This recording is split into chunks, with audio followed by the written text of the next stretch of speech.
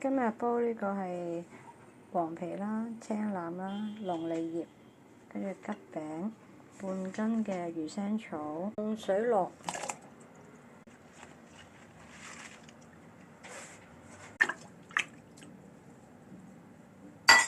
跟住咧就開爐，開火滾咗之後咧就擺桔餅煲45分鐘，最後咧就加魚腥草。好啦，水滾，跟住就擺桔餅，煲45分鐘。煲咗45分鐘，而家咧就加魚腥草，煲15分鐘。